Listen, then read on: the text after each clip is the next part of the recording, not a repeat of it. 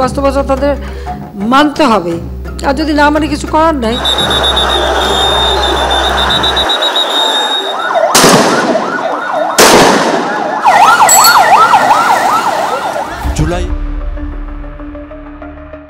গত বছরের জুলাই সরকারি চাকরিতে কোটা সংস্কার দাবিতে রাজপথে নামে দেশের ছাত্র সমাজ।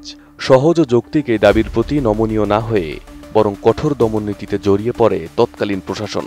আন্দোলনকারীদের ওপর গুলি চালিয়ে শুরু হয় নির্মম হত্যাযজ্ঞ।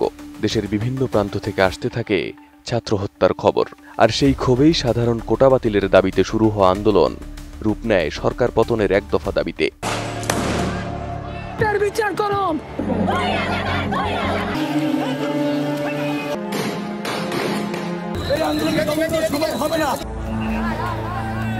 ছাত্রদের সঙ্গে সংহতি প্রকাশ করে রাজপথে নামে বিভিন্ন পেশার মানুষ।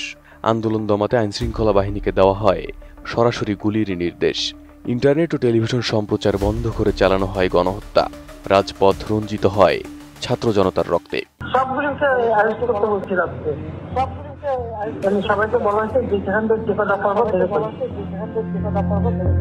আন্দোলন তীব্র থেকে তীব্রতর হতে থাকে।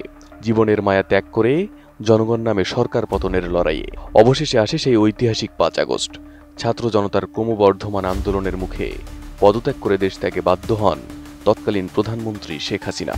অবসান ঘটে 1.5 যুগের স্বৈরশাসনের। দেশের রাজনৈতিক পট পরিবর্তনের 1 বছর পূর্ণ হতে চলেছে। আন্তর্জাতিক অপরাধ ট্রাইব্যুনালে শেখ হাসিনা সহ তৎকালীন প্রশাসনের বিরুদ্ধে গণহত্যা ও মানবতা বিরোধী অপরাধের বিচার শুরু হয়েছে। এরই মধ্যে শেখ হাসিনার একটি কল রেকর্ড প্রকাশ পেয়েছে, যেখানে আন্দোলন দমন করতে ছাত্র জনতার ওপর মরণঘাতী অস্ত্র ব্যবহারের নির্দেশ দিতে শোনা যায় তাকে। সংবাদ মাধ্যম বিবিসি ওই অডিওর সত্যতা যাচাই করে অনুসন্ধানী প্রতিবেদন করেছে। কল রেকর্ডটি আদালতে উপস্থাপনের প্রস্তুতি নিচ্ছে প্রসিকিউশন।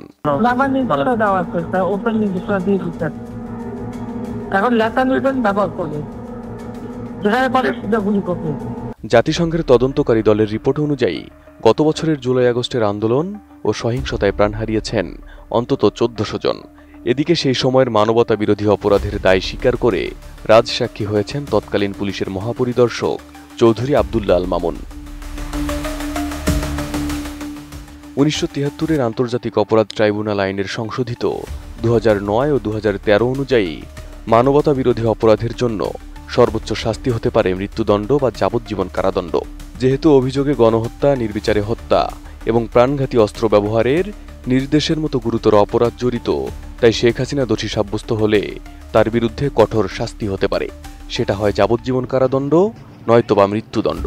এর আগে একই আইনে যুদ্ধাপরাধের অভিযোগে বাংলাদেশ জামায়াতে ইসলামীর কাদের মোল্লা, আলী আহসান মোহাম্মদ মুজাহিদ এবং বিএনপি নেতা সালাউদ্দিন কাদের চৌধুরী সহ মোট 6 জনের মৃত্যুদণ্ড কার্যকর করা হয়।